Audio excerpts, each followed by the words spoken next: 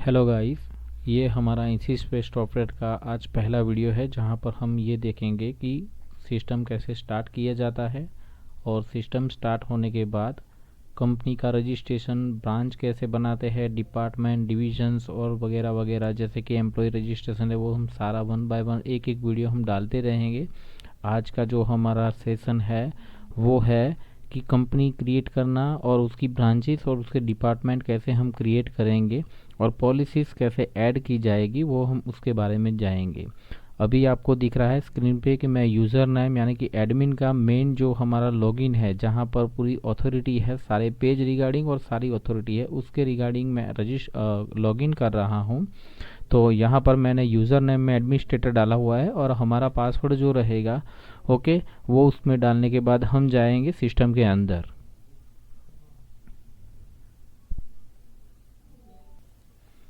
Okay, तो आपको अभी स्क्रीन पे दिखाई दे रहा है यहाँ पर कि हमारा जो भी पेज रहेगा वो इस तरह से रहेगा, जहाँ पर आपको होम डेस्क के अंदर यहाँ पर टोटल अटेंडेंस यानी कि हमारे करंट एम्प्लॉय हम जो रजिस्टर करेंगे, हमारे एग्जिस्टिंग एम्प्लॉय स्ट्रेंथ वो आपको यहाँ पर टोटल में दिखेंगी। टोटल में से कितने आज प्रेजेंट हुए हैं, कितने एब्सेंट हुए और कितने लीव पर है या कितने लोगों को हमने वीक ऑफ असाइन किया है, वो सारा डिटेल आपको दिखेगा।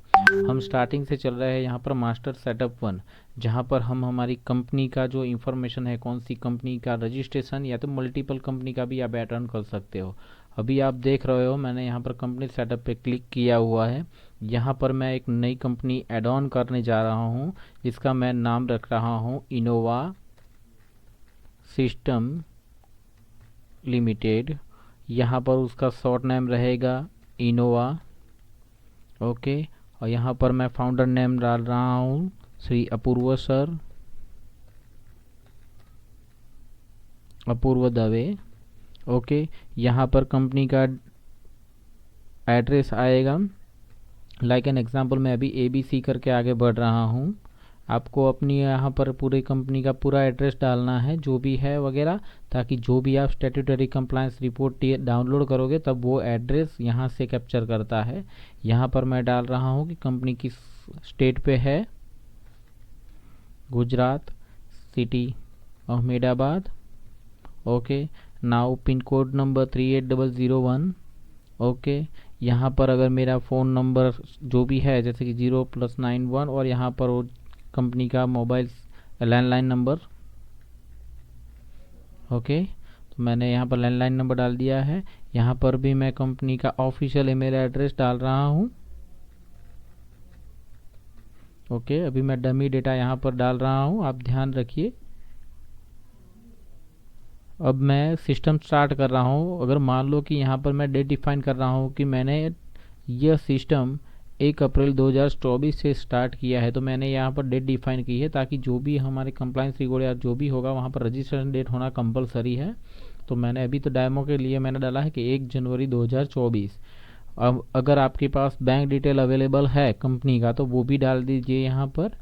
और फिर बाद में पान कार्ड नंबर है कंपनी का, PF नंबर है, ESIC, ये सारा मैंडेटरी फील्ड है। आप यहाँ पर अपना खुद का डिटेल जैसे ही डालोगे कंपनी के बारे में तो आपके जितने भी स्टैट्यूटरी कंप्लायंस फॉर्म रहेंगे वो आपको वहाँ पर डेटा ये शो करेगा। लाइक एन एग्जांपल मैं बोल रहा हूँ कि आपने अगर PF नंबर यहाँ पर डाला हुआ है तो आपका जो भी चालान जनरेट होता है बाय सिस्टम, या तो फिर आप कोई भी फॉर्म नंबर डाउनलोड करते हो तो वहाँ पर आपको आपकी कंपनी का PF नंबर वहाँ पर शो होगा। ओके, वैसे ही टाइन नंबर है, LIC या जो भी PT नंबर्स है फॉर्म 5 के अंदर जो अब हमारा ज़रूरत है तो वो वहाँ पर डेटा लेके आएगा। अभी मैं नीचे जा रहा हूँ, ये सारा मैंने यहाँ सिलेक्ट कर दिया। यहाँ पर ध्यान रखिए हमारे पास टोटल 27 से 28 तरह की सैलरी स्लिप फॉर्मेट है। आपको जो भी सही लगे वो एक सिलेक्ट फॉर्मेट आप कर दीजिए कि मुझे कौन सा फॉर्मेट नंबर आपको सैलरी स्लिप के तौर पे आपको वर्कर को आपको देना है या एम्प्लॉय या स्टाफ को देना है। तो आप यहाँ पर फ्रीज करते हो तो वो जब भी कोई भी एम्प्लॉय या स्टाफ मेंबर्स अपने लॉगिन से अगर सैलरी स्लिप डाउनलोड कर रहा है तो वो वही फॉर्मेट कैप्चर करेगा और PDF में डाउनलोड हो जाएगा। अभी मैंने एक कंपनी क्रिएट की है और यहाँ पर मैं वो सेव कर रहा हूँ। आप देख सकते हो यहाँ पर लिस्ट में जाएंगे तो एक कंपनी क्रिएट हुई है जिसका नाम है Innova system private limited. Okay, यहाँ पर आप देख रहे हो। अभी इसी कंपनी के अंदर मुझे ब्रांच भी अगर डालनी है तो मैं अभी एक ब्रांच के अंदर जाऊंगा, ब्रांच सेटअप के अंदर। फिर यहाँ पर मुझे कंपनी सिलेक्ट करनी है कि कौन सी कंपनी के अंदर मैं ब्रांच डेवलप करूँगा। यहाँ पर आप देख रहे हो ब्रांच का नाम रहेगा मेरा श्यामल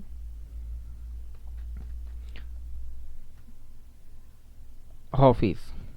मैंने एक ब्रांच का नाम लिखा है श्यामल ऑफिस।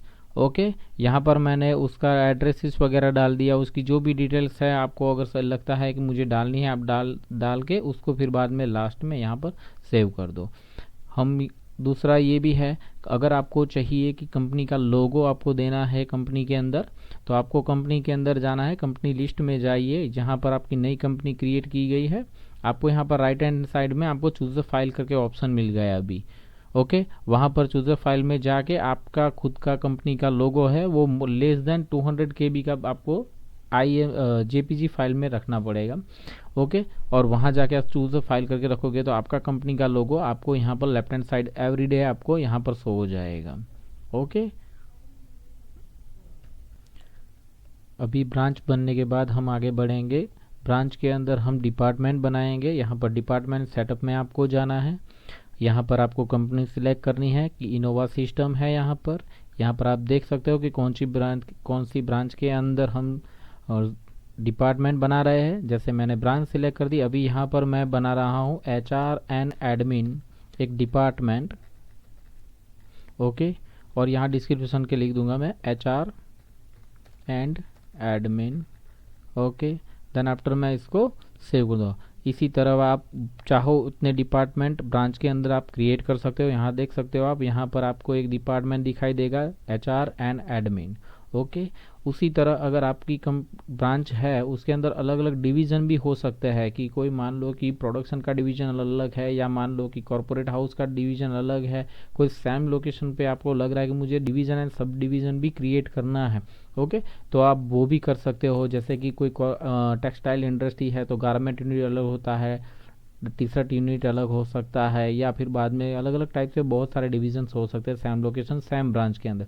तो वो आपको यहाँ पर जाके डिवीज़न सेटअप में जाना है। डिवीज़न सेटअप में आप जैसे ही जाओगे तो आपको सेम प्रोसेस यहाँ पर कंपनी सिलेक्ट करनी है। ओके, देन यहाँ पर ब्रांच सिलेक्ट करनी है, कौन से डिपार्टमेंट के लिए डिवीज़न आपको बनाना है। जैसे मैंने आपको यहाँ पर दिखाया HR एंड एडमिन के लिए मैं यहाँ पर डिवीज़न क्रिएट कर रहा हूँ कि मेरा ये रहेगा वो HO डिवीज़न है।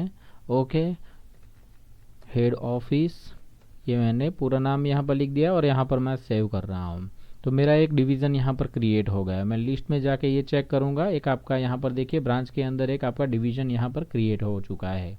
ओके, अब आगे बढ़ रहे हैं। डिवीज़न के बाद आप सब डिवीज़न भी क्रिएट कर सकते हैं कि HO में भी आपका दो अलग अलग हो सकता है कि एक ही HO के ऊपर कॉमर्शियल कौन सा पार्ट है, या फिर बाद में मार्केटिंग या सेल्स कहाँ है या परचेस कहाँ है, तो वो सब डिवीज़न भी आप क्रिएट कर सकते हो। अब हम आगे बढ़ रहे हैं। लुकअप एक ऐसी फैसिलिटीज़ है, यहाँ पर आप देख सकते हो। लुकअप सेटअप में हम जा रहे हैं अभी।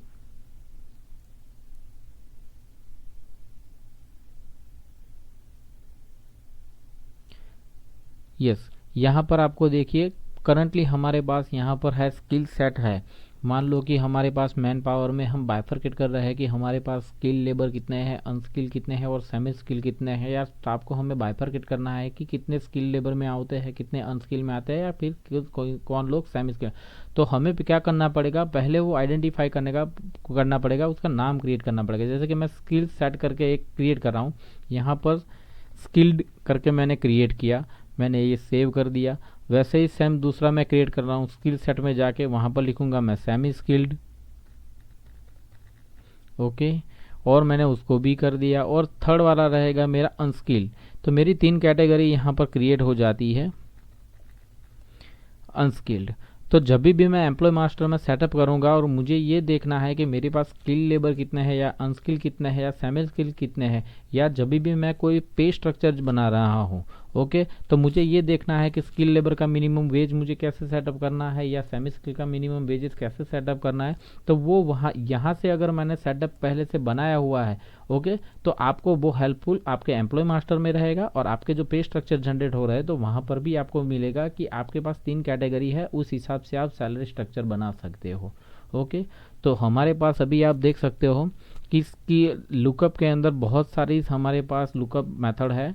मैं आपको सब एक एक करके एक्सप्लेन कर रहा हूँ। बनाने की मेथड तो आपको मैंने बता दी है, लेकिन आप अपने हिसाब से भी बहुत सारे लुकअप टाइप क्रिएट कर सकते हो। जैसे कि qualification, types of copy communication बहुत सारी हमारे पास अवेलेबल है, लेकिन अगर आपको लग रहा है कि आपको कुछ नया एड ऑन भी करना है तो आप यहाँ से जाके ऐड न्यू में जाओगे और आपको लुकअप टाइप क्वालिफिकेशन सिलेक्ट करना है और वो नई क्वालिफिकेशन आपको वहाँ पर टाइप करनी है और जस्ट आपको एक सेव बटन पे क्लिक करना है। नेक्स्ट है सर्टिफिकेट। अगर आपको लग रहा है कि आपको एम्प्लॉय जो भी ज्वाइन कर रहा है उसके पास कुछ स्पेशल सर्टिफिकेट है, उसको भी आप ऐड ऑन करना चाहते हो उसको एम्प्लॉय मास्टर में डेटा के लिए, तो भी आप वो कर सकते हो। ओके। फिर बाद में है डेजिग्नेशंस। जनरली ये डेजिग्नेशंस का यूज़ है ना, वो डे टू डे एक्टिविटी में ज़्यादातर रहता है कि आज हमारे पास मान लो कि 25 डेजिग्नेशंस हमारे पास है, लेकिन कल जाके कोई एक डेजिग्नेशन नई क्रिएट करनी पड़ती है, तो हम कहाँ से करेंगे? तो आपको क्या करना है कि लुकअप में आना है। लुकअप में आने के बाद आपको डेजिग्नेशन पे क्लिक करना है। ओके। आप यहाँ पर देख सकते हो टाइप्स ऑफ बहुत सारी हमारे पास डेजिग्नेशन तो अवेलेबल है। लग रहा है कि आपको ऐड ऑन करना है तो ऐड न्यू में जाइए। ऐड न्यू में जाने के बाद आपको लुकअप टाइप में जाना है, वहाँ पर डेजिग्नेशन पे क्लिक करना है और आपको जो भी है वो डेजिग्नेशन ऐड करना है। लाइक एन एग्जांपल मैं अभी यहाँ पर एक लिख रहा हूँ कि डेप्यूटी HR मैनेजर। तो मैंने एक नया डेजिग्नेशन क्रिएट किया जो शायद पहले सिस्टम में नहीं है, ऐसे समझ लो आप, और यहाँ पर हमने ये ऐड कर दिया है डेप्यूटी HR मैनेजर, ये मैंने सेव कर लिया। तो एक डेजिग्नेशन मेरा नया क्रिएट हो गया। जब भी एम्प्लॉय मास्टर में आ जाके किसी को भी डेजिग्नेशन आपको अपडेट करना है या फिर असाइन करना है तो आप सिंपली यहाँ से कर सकते हो। तो हम आगे बढ़ रहे हैं। अभी यहाँ पर डेजिग्नेशंस के बाद आपको लुकअप टाइप और भी मिल रहे हैं, जैसे कि लोन टाइप आपको क्रिएट करना है। कंपनी में पॉलिसीज होती है कि भाई पर्सनल लोन, पर्सनल के लिए लोन दी जाती है, हाउस के लिए दी जाती है, व्हीकल के लिए दी जाती है, मेडिकल पर्पस के लिए लोन की दी जाती है। तो आपको टाइप्स ऑफ लोन यहाँ पर पहले क्रिएट करनी पड़ेगी कि आप कौन सी पॉलिसी में आप कौन सी लोन टाइप आपको क्रिएट करना है। फिर है पे कैडर। पे कैडर में आपको क्रिएट करना है जैसे कि स्टाफ में एम्प्लॉई है, वर्कर में है, कॉन्ट्रैक्ट के अंदर है, या फिर वो अप्रेंटिस है, ओके, या ट्रेनी है।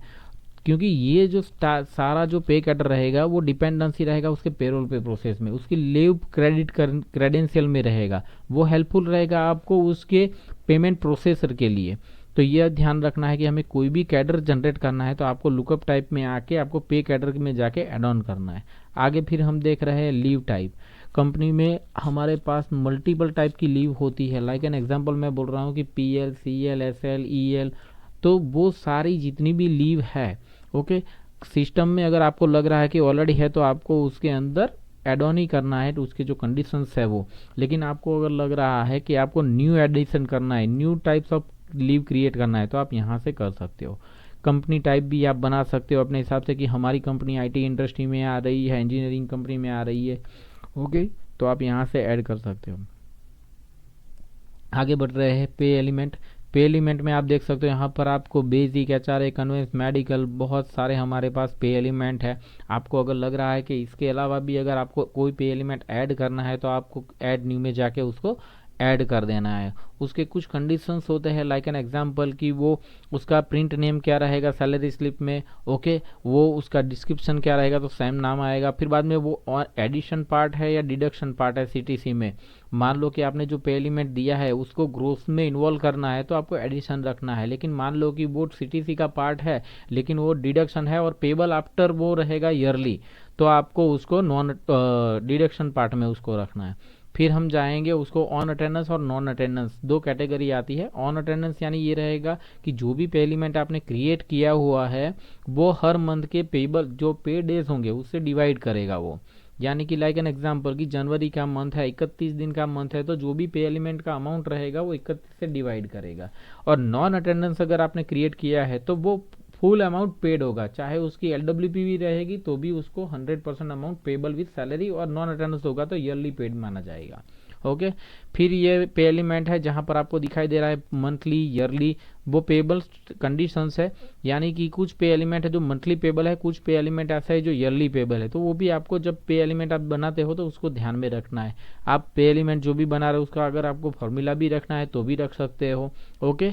और CTC का पार्ट है उसको क्लिक करते हो, जब भी रिपोर्ट में से आप CTC डाउनलोड करोगे तो आपको उसके अंदर वो विजुअल होगा। अगर आप CTC में टिक मार्क नहीं रखते हो तो आपको वो रिपोर्ट में दिखेगा नहीं।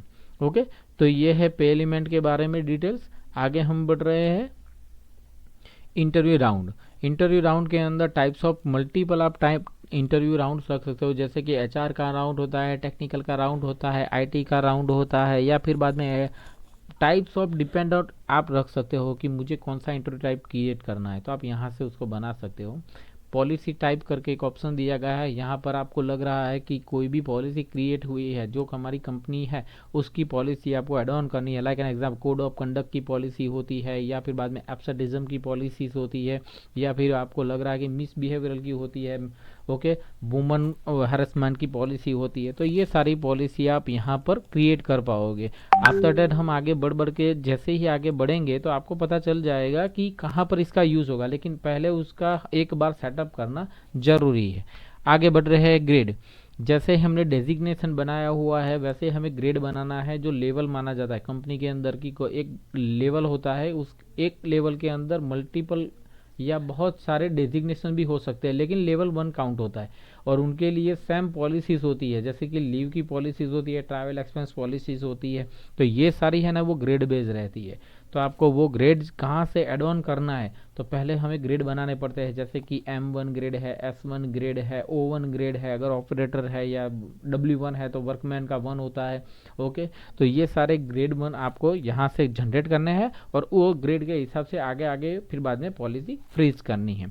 रीइंबर्समेंट की हम बात करते हैं कि रीइंबर्समेंट जो अमाउंट हम बात करते हैं कि जो हमें ईयरली पेड करना है या फिर मंथली पेड करना है अगेंस्ट ऑफ बिल। ओके, तो वो कौन से रीइंबर्समेंट है, ट्रैवल के रीइंबर्समेंट होते हैं, क्लेम के रीइंबर्समेंट होते हैं, या होटल के होते हैं, हॉस्पिटल के होते हैं, तो वो जो भी है सेटअप आपको यहाँ से करना है। देन आफ्टर है पेमेंट मेथड। हमारी जो बैंक में सैलरी जाती है, ओके, तो आपको ये डिफाइन करना है कि हम बैंक ट्रांसफ़र थ्रू कर रहे हैं सैलरी, या कैश दे रहे हैं, डीडी दे रहे हैं, या चेक से दे रहे हैं, या फिर बाद में हम कैश में दे रहे हैं। तो पेमेंट मेथड ऑफ सैलरी वो भी आपको वन टाइम डिफाइन करनी है सिस्टम में। ओके, देन डॉक्यूमेंट है, टाइप्स ऑफ डॉक्यूमेंट आप एम्प्लॉय मास्टर में आगे हम देखेंगे कि उसमें टाइप्स ऑफ जैसे कि Aadhaar card, PAN card, driving licence, qualification certificates, ये सारे जितने भी डॉक्यूमेंट अभी स्टैंडर्ड ऑलरेडी सिस्टम में है, लेकिन आपको लग रहा है कि मुझे कुछ और भी मेडिकल सर्टिफिकेट जैसे मुझे एड ऑन करना है, कि मेरी रिक्वायरमेंट है कि मेरा एम्प्लॉय जो भी ज्वाइन करेगा तो उसका मेडिकल सर्टिफिकेट भी देना कंपलसरी है। तो आपको वो मेडिकल सर्टिफिकेट है उसका टैब कहाँ से क्रिएट करोगे, तो आपको वो लुकअप में आके आपको नया बनाना पड़ेगा। ओके, नाउ कास्ट है, कास्ट भी आपको यहाँ से नई ऐड करने के लिए आपको ऑप्शन दिया गया है। डिक्लेरेशन डॉक्यूमेंट है।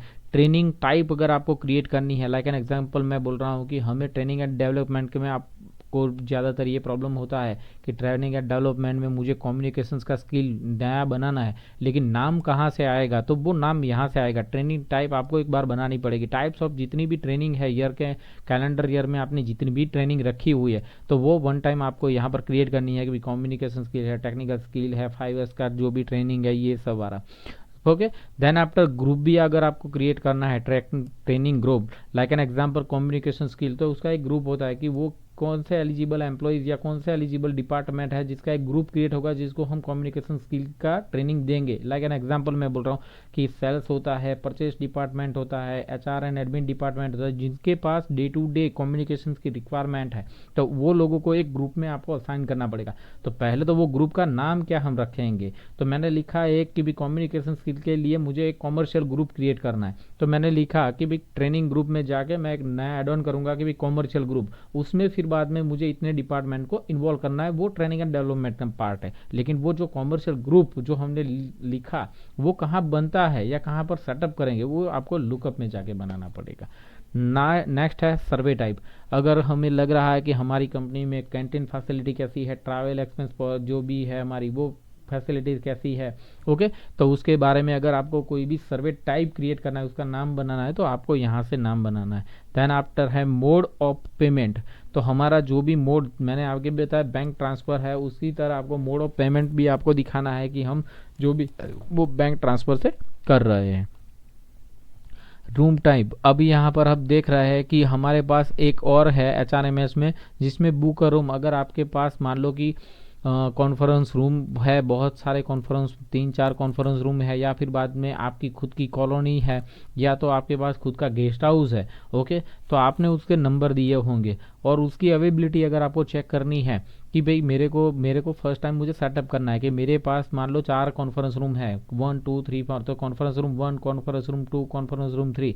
अगर हमारे पास गेस्ट हाउस है, गेस्ट हाउस में 1 2 3, अगर आपने डाला कि जी 1 2 3 ऐसे करके, जब भी अगर मान लो कोई एचओडी या एम्प्लॉय रिक्वेस्ट करा है उसके लिए, तो वो फिर बाद में सर्च करेगा कि कौन सी अवेलेबिलिटी उस दिन के लिए। तो हमें पहले सेटअप करना है कि हमारे पास एग्जिस्टिंग कितने कॉन्फ्रेंस रूम है और कितने गेस्ट हाउस है, या तो फिर हमारे पास कितनी कॉलोनी में रूम अवेलेबल है, तो वो आपको यहाँ पर क्रिएट करनी पड़ेगी। मिल टाइप है, जो हमने कैंटीन फैसिलिटी में बात की कि मिल टाइप होता है लंच का क्या रहेगा, या फिर बाद में डिनर का क्या रहेगा, टी ब्रेक का क्या रहेगा, तो वो मिल टाइप आपको फर्स्ट टाइम क्रिएट करना पड़ेगा। आफ्टर दैट जब कैंटीन में आप डिडक्शन में जाओगे तो वहाँ पर मिल टाइप में कौन सा एक्सपेंस या कितने percentage of amount deduction from employ करना है, तो वो आपको वहाँ पर पूछा जाएगा।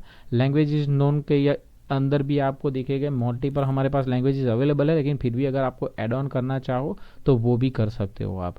एग्जिट एप्लीकेशंस करके आपको यहाँ पर एक फील्ड दिख रहा है, जहाँ पर एम्प्लॉय जब रिजाइन रख रहा है तो उसका पर्पस वो मेंशन करता है कि किसकी वजह से वो रिजाइन रखना चाहता है।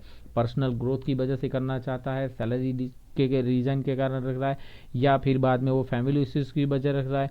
तो वो जो रीज़न है वो आपको यहाँ से एड ऑन करके पहले बताने पड़ेंगे, ताकि एम्प्लॉय अपने लॉगिन में से वो ड्रॉप डाउन कर सके। लोकेशन करके ऑप्शन दिया गया है, हमारी कंपनी या ब्रांच किस लोकेशन पे है, तो वो लोकेशन भी आपको नए नए एड ऑन करने हैं। मान लो आपकी एग्जिस्टिंग कंपनी अभी यहाँ पर अहमदाबाद में है, लेकिन फ्यूचर में अगर आफ्टर दैट कोई अगर अलग लोकेशन पे भी कोई ब्रांच अगर क्रिएट कराए तो आप वहाँ पर भी नाम ऐड कर सकते हो ये लोकेशन का।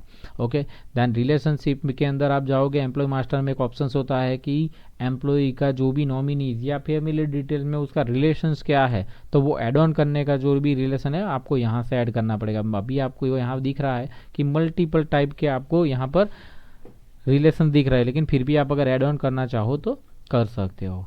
आफ्टर डेट हम जाते हैं रिलेशन के बाद वेयर हाउस। वेयर हाउस और ये कॉन्फ्रेंस वाला है ना, वो सेम टू सेम है। अगर मान लो कि हमारे पास वेयर हाउस है 1 2 3, जहाँ पर हमारा स्टोरेज कैपेसिटी होता है या फिर बाद में डिस्प्ले होता है।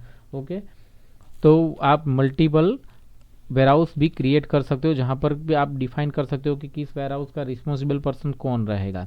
इंश्योरेंस पॉलिसी आपको यहाँ पर दिखाई गई है। मान लो कि आपको लग रहा है कि एम्प्लॉय मास्टर में एम्प्लॉय को हमें देना है कि वो खुद का मेडिक्लेम इंश्योरेंस की डिटेल भी एड ऑन कर सके, तो आप यहाँ से उसको फर्स्ट टाइम दिखाइए कि पॉलिसी टाइप कौन सी है, कहाँ से उसने ली है। आफ्टर डेट वो उसके एम्प्लॉय मास्टर में ड्रॉप डाउन में दिखेगा कि कितने कितने टाइप्स की पॉलिसी है और उन्होंने किस कौन सी ली है, तो वो इन्फॉर्मेशन उसमें ऐड ऑन कर पाएगा। एम्प्लॉय टाइप करके एक ऑप्शन है, यहाँ पर आप देख रहे हो कि हमारे पास फुल टाइम हो है, कॉन्ट्रैक्चुअल एम्प्लॉई है, या फिर पार्ट टाइम एम्प्लॉई है। ओके, तो ये सारे टाइप्स आप यहाँ से क्रिएट कर सकते हो।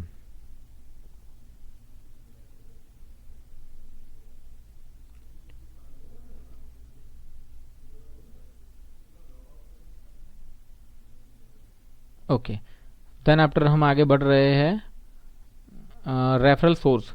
अगर मान लो कि आपकी कंपनी में रेफरल पॉलिसी है, जहां पर आपको बताना है कि भाई कोई भी एम्प्लॉई दूसरे किसी एम्प्लॉई को अगर ज्वाइन करवा रहा है या फिर उसको कंपनी में हायर करवा रहा है, तो उसकी रेफरल पॉलिसी में उसको कौन सा बेनिफिट रहेगा। तो उसकी पॉलिसी जब हम बनाते हैं रेफरल पॉलिसी, उससे पहले हमें असाइन करना पड़ता है कि रेफरल टाइप कौन सा रहेगा। तो जैसे ही हम टाइप क्रिएट करते हैं तो उसमें अमाउंट ऑफ वेरिएशंस रहता है कि मान लो कि इतने से इतने लेवल का अगर कोई रेफरल दे रहा है तो उसको इतना अमाउंट या इतने परसेंटेज हाइक मिलेगा। मान लो कि वो सीनियर पर्सन के लिए है, वो रिकमेंड कर रहा है, तो उसके लिए परसेंटेज या अमाउंट वैल्यू ज़्यादा होगा। तो वो हमें रेफरल सोर्स के अंदर पहले एक बार सेटअप करना पड़ेगा।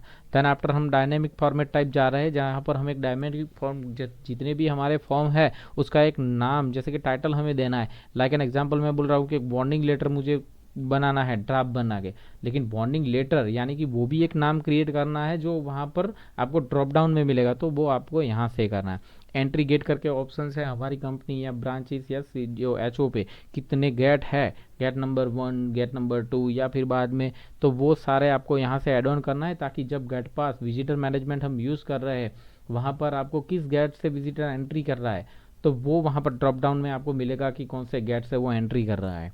Okay, proposal of document type है, वहाँ पर आपको डॉक्यूमेंट टाइप भी क्रिएट कर सकते हो, जैसे कि मान लो कि वो वेंडर आ रहा है, ओके, उसके पास से मान लो कि कौन सा है डॉक्यूमेंट लाइक एन पीओ है उसके पास, या इनवॉइस है उसके पास, या फिर बाद में उसका खुद का ब्रोशर भी हो सकता है, तो वो डॉक्यूमेंट टाइप यहाँ से क्रिएट कर सकते हो। ओके, देन है प्रॉफिट सेंटर करके हमारे पास एक यहाँ पर है कि प्रॉफिट सेंटर में ऐसा होता है कि हम यहाँ पर कोई भी किसी भी एक ग्रुपिंग का कॉस्ट सेंटर कर सकते हैं कि एक प्रोजेक्ट के लिए कितने मैन पावर का इन्वॉल्वमेंट रहा और उसके ऊपर हमारा कितना कॉस्टिंग हुआ है, ताकि हमें ये भी इजी रहे कि हमारा जो भी प्रॉफिट सिनारियो है कैसा है। ओके, यहाँ पर आप मल्टीपल अभी देख सकते हो, बहुत सारे हमारे पास लुकअप है, आपको टाइप्स ऑफ लुकअप यहाँ पर हमारी जो शिफ्ट है कि ऑर्गेनाइजेशन में जितनी भी शिफ्ट और अटेंडेंस पॉलिसी फ्रीज कैसे करना है सॉफ्टवेयर के अंदर, तो वो आज हम सीखेंगे। कि मान लो कि हमारे पास ऑर्गेनाइजेशन में जनरल शिफ्ट होती है, फर्स्ट शिफ्ट होती है, सेकंड होती है, थर्ड होती है, या फिर बाद में आप उसकी टर्म्स एंड कंडीशन के हिसाब से अपनी पॉलिसी अटेंडेंस पॉलिसी को रखना चाहते हो, तो कैसे हम बनाएंगे। तो आपको पहले मास्टर में जाना है, सेटअप 1 के अंदर, उसमें एक शिफ्ट का ऑप्शन है, शिफ्ट सेटअप के अंदर आपको जाना है। ओके, अभी यहाँ पर आपको दिखाई दे रहा है हम एक कंपनी की, पहले हम कंपनी सिलेक्ट करेंगे, देन आफ्टर ब्रांच के लिए जो ब्रांच की हम शिफ्ट बना रहे हैं। ओके, यहाँ पर मैंने ब्रांच सिलेक्ट की है, ब्रांच नेम में हमने लिखा है कि हम श्यामल ऑफिस के लिए बना रहे हैं। मैंने अभी शिफ्ट का नाम रख रहा हूँ कि मैं जनरल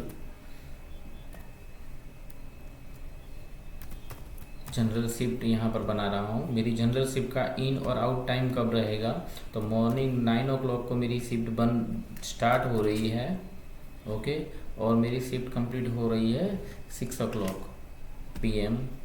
ओके, यानी मेरी 9 घंटे की शिफ्ट यहाँ पर मैं जनरेट कर रहा हूँ। ओके, अभी मेरे को डिफाइन करना है कि मेरी शिफ्ट में अगर ब्रेक टाइम भी है कि दोपहर 1 से लेकर 2 बजे का लंच है, तो मैं यहाँ से डिफाइन करूँगा 1:00 PM टू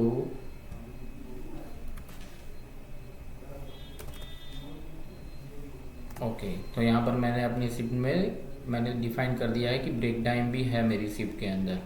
यहाँ पर आपकी अटेंडेंस पॉलिसी में अगर मेंशन है कि कोई भी एम्प्लॉई या वर्कर अर्ली अवेलेबल बिफोर, यानी इसका मतलब यह होता है कि अगर वो शिफ्ट स्टार्ट होने से पहले कितने मिनट्स या कितने आवर पहले वो पंच कर सकता है। अगर आप यहाँ पर मेंशन करते हो कि आधा घंटे पहले का पंच भी सिस्टम कंसिडर करेगा, तो आपको यहाँ पर 30 मिनट मेंशन करना है।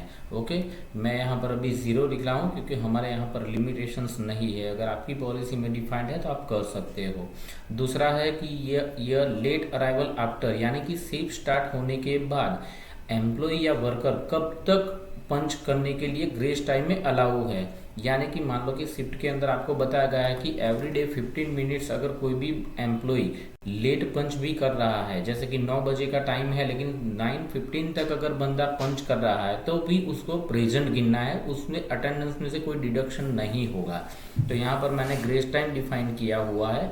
फिर बाद में हम आगे बढ़ रहे हैं अर्ली डिपार्चर बिफोर, यानी कि कंपनी की पॉलिसी में ऐसा है कि मेरा जो डिपार्चर टाइम है, यानी कि 6 बजे का अगर मेरा निकलने का टाइम है, उससे पहले अगर मैंने 10 मिनट या 15 मिनट मैंने पहले पंच कर दिया, तो क्या वो एब्सेंट या हाफ डे गिना जाएगा।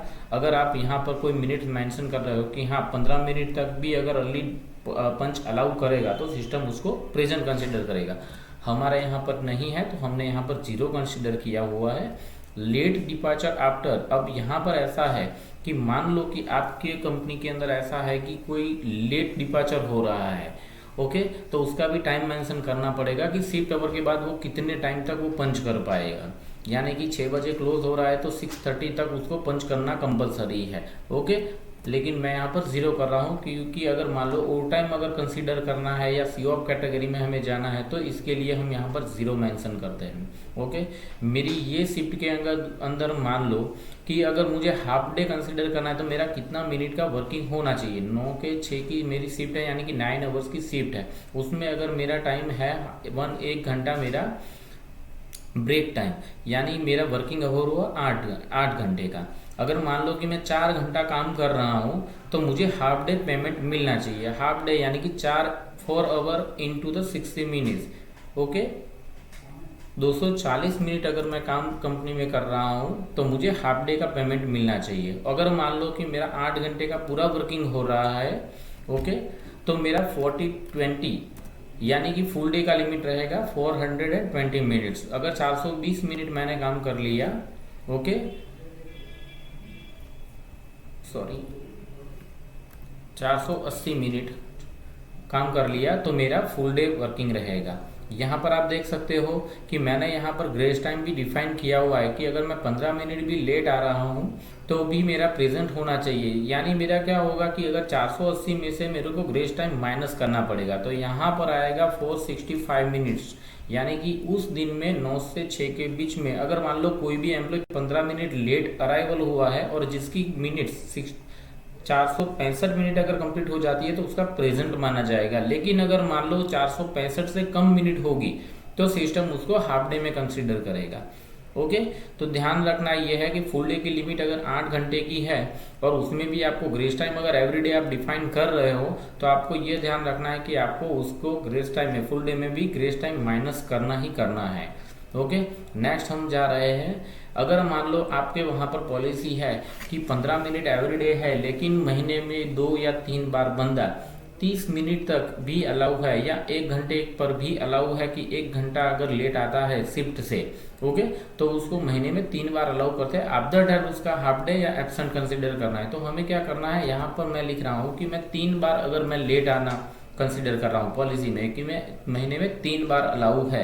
ओके, अगर 3 बार हो जाता है तो मुझे उसका हाफ डे कंसिडर करना है या फुल डे उसका एब्सेंट कंसिडर करना है। ओके, तो आपको यहाँ पर डिफाइन करना पड़ेगा।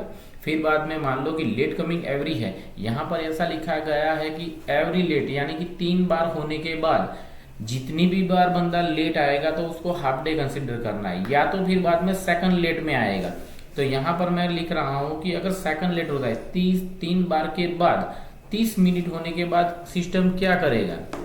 ओके, यानी 15 मिनट ग्रेस टाइम के बाद 30 मिनट तक अगर कोई भी एम्प्लॉय 15 से मिनट से लेके 30 मिनट तक अगर पंच कर रहा है तो उसका हाफ डे होना चाहिए। तो यहाँ पर मैंने सिलेक्ट कर दिया है कि अगर कोई एम्प्लॉय अगर मान लो मंथ स्टार्टिंग से लेके एंड ऑफ मंथ के अंदर 3 बार 9:16 AM टू 9:30 AM तक अगर कोई भी एम्प्लॉय 3 बार पंच करता है तो सिस्टम उसको प्रेजेंट कंसिडर करेगा।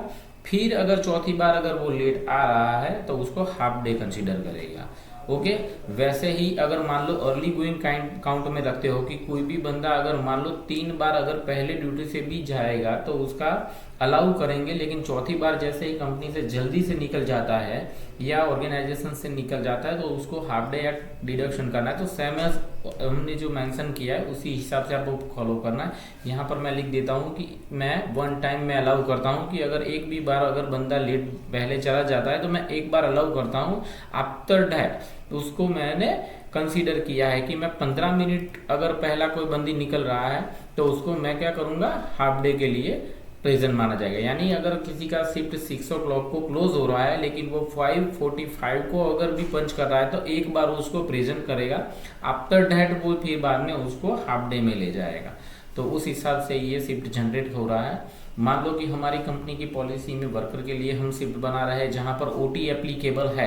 ओके, तो आपको जो भी शिफ्ट बना रहे हो उसमें आपको डिफाइन करना है कि यह शिफ्ट ओटी में आएगी, उसकी ओटी आवर स्टार्ट कब से हो रहा है। जैसे कि आफ्टर 30 मिनट्स आप स्टार्ट कर रहे हो कि कोई भी बंदा अपने शिफ्ट आवर से आधे घंटे के बाद अगर कोई भी रुक रहा है और काम कर रहा है तो आधे घंटे के बाद उसका ओटी आवर स्टार्ट हो जाएगा। लाइक एग्जांपल बोल रहा हूँ कि अभी 6 बजे का हमने आउट टाइम डाला हुआ है, 6:30 तक अगर कोई भी बंदा काम कर रहा है तो उसका ओटी कंसीडर नहीं होगा। लेकिन जैसे ही उसका 6:31 का पंच हो जाएगा, ओके, तो उसको आधे घंटे के लिए ओटी में ओटी के लिए वो कंसीडर हो जाए। यहाँ पर आपको साइड में दिख रहा है शिफ्ट कोड बनाना है। जनरल शिफ्ट का मैंने शॉर्ट में जीएस करके कोड डाला हुआ है, ये कंपलसरी है। हर एक शिफ्ट को आपको शॉर्ट एक कोड देना पड़ेगा। ओके, जैसे कि फर्स्ट शिफ्ट है तो एफएस कर दो आप, सेकंड शिफ्ट है तो एसएस कर दो, थर्ड शिफ्ट है तो टीएस कर दो, जनरल शिफ्ट है तो जीएस कर दो, या ब्रांच वाइज अगर आपको क्रिएट करना है तो आपको 4 डिजिट तक आपको कोड करने को रहेगा यहाँ पर। ओके, अभी आपने जो भी यहाँ पर शिफ्ट बनाई है उसके वर्किंग आवर क्लियर होने चाहिए आफ्टर डिडक्शन ऑफ ब्रेक। तो यहाँ पर मैं लिखूंगा कि मेरे 8 आवर्स है फुल शिफ्ट अटेंड करने के लिए। ओके, उससे कम मेरे को नहीं चाहिए। अगर इससे कम अगर कोई भी एम्प्लॉय वर्क करता है तो वो हाफ डे या फुल डे के अंदर एब्सेंट कंसिडर करेगा, हाफ डे करेगा। ओके। अभी यहाँ पर आपको दिख रहा है कि फुल डे ग्रेस टाइम कितना है, तो हमने ऊपर डिफाइन किया था कि अगर कोई भी एम्प्लॉय 3 बार अगर मंथ में 15 मिनट के ऊपर है तो उसको हाफ डे में जाना है, और उससे पहले उसको प्रेजेंट कंसिडर करना है, तो वो भी हम कर रहे हैं। यहाँ पर आपको नीचे दिखाई दे रहा है शिफ्ट अलाउंस। कई कंपनियों में ये फैसिलिटी होती है, नाइट शिफ्ट में अगर कोई भी वर्कर या एम्प्लॉय जॉब कर रहा है तो उसको एडिशनल कुछ अलाउंसेस दिए जाते हैं नाइट स्टे के लिए या नाइट वर्किंग के लिए, कि 100 रुपीज़ वो उसको दिए जाएंगे एडिशनल पेमेंट के तौर पर, या फूड अलाउंस दिया जाएगा, या ट्रैवल एक्सपेंस अलाउंस दिया जाएगा, या एडिशनल अवर पेमेंट होता है। तो अगर ऐसा आपको लग रहा है कि ऐसे भी आपको करना है, तो आपको क्या करना है, शिफ्ट अलाउंस के अंदर क्लिक करना है। Okay, then shift allowance grade wise अगर आपने क्रिएट करना है, कि मान लो कैडर वाइज आप यूज करना चाहते हो कि वर्कर कैटेगरी में है उसके लिए मुझे देना है, या स्टाफ कैटेगरी में देना है, या मुझे डेजिग्नेशन वाइज जाना है, तो भी आप क्रिएट कर सकते हो। तो आपको यहाँ पर ट्रिक करोगे, नीचे एक बॉटम मिल जाए, आपको यहाँ पर ग्रेड वाइज चार्ट मिलेगा। जिस जिस ग्रेड को आपको अलाउंस देना है उतनी अमाउंट आपको यहाँ पर देनी पड़ेगी। ओके, या फिर बाद में रिक्शा अमाउंट हमने यहाँ पर एक डेमो में लिखा हुआ है कि कौन से अलाउंस हम वर्कर को दे सकते हैं, कि बाय ऑटो अगर वो जो ट्रैवलिंग कर रहा है तो उसको कितना पेमेंट मिलेगा, मान लो स्टाफ कैटेगरी में है तो उसका मान लो कार अलाउंस करके अभी आप क्रिएट कर सकते हो। ओके, आफ्टर डेट आप यहाँ पर सेव करोगे। अगर मान लो कोई भी एम्प्लॉई ओके वो नाइट शिफ्ट या ये जो हमने असाइन की गई शिफ्ट है वो अटेंड करेगा, तो वो अलाउंस के लिए डायरेक्टली वो फिर बाद में पेमेंट में कंसीडर करेगा। ओके गाइस, ओके अभी हम ऑर्गेनाइजेशन स्ट्रक्चर की बात कर रहे हैं। कंपनियों में दो तरीके से ऑर्गेनाइजेशन स्ट्रक्चर होते हैं। एक तो होता है डेजिग्नेशन वाइज ऑर्गेनाइजेशन स्ट्रक्चर, यानी कि हमारी टोटल मैन पावर स्ट्रेंथ में एक पोजीशन के लिए कितने हमें मैन पावर चाहिए। लाइक एन एग्जांपल, हमारे पास सीईओ की कितनी वैकेंट पोजीशन रहेंगी, यानी कि पोजीशन कितनी रहेंगी, जीएम की कितनी पोजीशन रहेगी, हमारे पास मैनेजर लेवल में कितने लोग चाहिए। वो अलग चीज़ है कि हमारे पास डिपार्टमेंट वाइज अलग अलग मैनेजर चाहिए, लेकिन टोटल नंबर्स ऑफ मैनेजर्स की कितनी रिक्वायरमेंट है वो हमें देखना है। तो हम आज वो सीखेंगे कि हम डेजिग्नेशन वाइज हमारा ऑर्गेनाइजेशन स्ट्रक्चर कैसे बनाएंगे। तो उसके लिए आपको मास्टर सेटअप 1 में जाना है। Okay, then after designation wise post पे जाना है। ओके, आपने जितनी भी पहले डेजिग्नेशन बनाई है उस हिसाब से फॉलो करना है। जैसे कि हमारे सबसे हायर पोजीशन है सीईओ, तो हम सीईओ की एक नंबर ऑफ पोजीशन क्रिएट करें। नंबर ऑफ सीईओ हमारे पास कितने होने चाहिए, जैसे कि यहाँ पर 1 पोजीशन मैंने बनाई है, मैं यहाँ पर सेव कर रहा हूँ। आफ्टर दैट सीईओ के नीचे अगर किसकी रिक्वायरमेंट है, कि मान लो कि एमडी की रिक्वायरमेंट है, तो मैं एमडी के लिए भी नंबर 1 पोजीशन क्रिएट कर रहा हूँ कि मुझे एक नंबर ऑफ चाहिए, और एमडी किसको रिपोर्टिंग करेगा, तो वो सीईओ को करेगा। तो मैंने सेव कर लिया यहाँ पर। देन आफ्टर एमडी के नीचे आएगा जीएम, जनरल मैनेजर। मान लो कि मेरी पेरेंटल यूनिट है, कि मेरे पास 3 अलग अलग फैक्ट्रीज है या फिर 3 अलग अलग कंपनियां हैं, उसमें हर एक कंपनी के लिए एक जनरल मैनेजर होना चाहिए। तो मैंने यहाँ पर लिखे 3 में जनरल मैनेजर की रिक्वायरमेंट है, और वो रिपोर्टिंग किसको करेंगे, तो वो करेंगे एमडी को। तो मैंने यहाँ पर लिख दिया कॉमन एमडी का, तो वो एक हो गया। एमडी के नीचे फिर बाद में हम जाते हैं यहाँ पर, तो हमें मैनेजर की रिक्वायरमेंट है, यानी कि मैनेजर जो एमडी को रिपोर्टिंग करेगा, सॉरी जीएम को रिपोर्टिंग करेगा। तो फिर बाद में मैंने यहाँ लिख दिया कि वो 3 पोजीशन क्रिएट कर रहा हूँ 3 अलग अलग में, और वो रिपोर्टिंग करेगा मैनेजिंग डायरेक्टर को। ओके, तो मैंने यहाँ पर मैनेजिंग डायरेक्टर क्लियर दिया, ये ओके डन। ओके, दूसरा ये है कि मान लो कि हमारा दूसरा एक वैकेंट पोजीशन है, जैसे कि मैनेजर्स के बाद मेरा डेप्यूटी एचआर मैनेजर भी है जो किसको रिपोर्टिंग करेगा, तो वो भी हम डेजिग्नेशन वाइज भी कर सकते हैं। फिर मैनेजर के अंदर आएगा एग्जीक्यूटिव। मान लो कि 3 कंपनी के अंदर मुझे 6 की रिक्वायरमेंट है, हर मैनेजर के अंदर 2 एग्जीक्यूटिव, तो वो मैं करूँगा यहाँ पर मैनेजर के अंडर में, फिर बाद में एग्जीक्यूटिव। और देन आफ्टर यहाँ पर एग्जीक्यूटिव के बाद मान लो कि ऑफिसर रिपोर्टिंग रहेगा। ऑफिसर किसको रिपोर्टिंग करता है, जैसे कि 3 कंपनियाँ हैं और मुझे 6 रिक्वायरमेंट है। ओके, और वो भी रिपोर्टिंग टू द मैनेजर ही है, या फिर बाद में वो एग्जीक्यूटिव को रिपोर्टिंग कर रहा है, वो डजंट मैटर, आप वो अपने हिसाब से बना सकते हो। ओके, यहाँ पर आप बढ़ रहे हो आगे। जैसे कि हमारा ऑफिसर होने के बाद मुझे ट्रेनी रिक्वायरमेंट है, हमारे पास ट्रेनी की कितनी वैकेंसी है 3 के हिसाब से। मान लो कि मैं अभी यहाँ पर 9 डाल रहा हूँ कि हर कंपनी के अंदर मुझे 3 ट्रेनी पर्सन चाहिए, और उसका रिपोर्टिंग भी मैनेजर को रहेगा, तो भी मैं यहाँ पर सेव कर रहा हूँ। ओके, तो ये मैंने सेव कर लिया है। ओके, और लास्ट में है कि मान लो कि वर्कर रिक्वायरमेंट है। वर्कर की रिक्वायरमेंट मैंने लिख दी, मैंने कि सपोज मेरे पास 50 वर्कर की वैकेंट पोजीशंस है, हर कंपनी के अंदर 20-20, सॉरी 60 की कर दी, और 20 रिक्वायरमेंट है, और रिपोर्टिंग टू द, मान लो कि एग्जीक्यूटिव को रख रहा है कि वो एग्जीक्यूटिव उसको ट्रीट करेगा, तो मैंने वो भी क्रिएट कर दिया। अभी उसका इम्पैक्ट देख रहा है कि इसका इम्पैक्ट कहाँ आ रहा है, तो आप देख रहे हो ऑर्गेनाइजेशन में ऑर्गेनाइजेशन स्ट्रक्चर इस हिसाब से क्रिएट हो जाएगा। सीईओ देन एमडी का रिपोर्टिंग यहाँ पर देखिए एक जीएम है, और हमने मैनेजर क्रिएट किया हुआ है, मैनेजर भी एमडी को डायरेक्टली रिपोर्ट कर रहा है, तो यहाँ पर उस हिसाब से हायरार्की मेंटेन होती है और एग्जीक्यूटिव के अंदर, तो इस हिसाब से हम ऑर्गेनाइजेशन स्ट्रक्चर बना सकते हैं। दूसरा हमारा जो है ऑर्गेनाइजेशन स्ट्रक्चर वो भी रहेगा जो एम्प्लॉय बेस्ड रहेगा। यहाँ पर आपको हायर पोजीशन, जैसे कि मैक्सिमम हायर पोजीशन जो रहेगा सीईओ, उसके अंडर में फिर बाद में मैं एमडी है, उसके बाद में जीएम है, तो उस हिसाब से हायरार्की में वो सारा आपको एम्प्लॉय मास्टर में डिफाइन करना है। जब हमारा एम्प्लॉय मास्टर का वीडियोस बनाएंगे हम, तो उसके अंदर आपको दिखाएंगे कि वो कहाँ पर इम्पैक्ट करता है। Okay, thank you.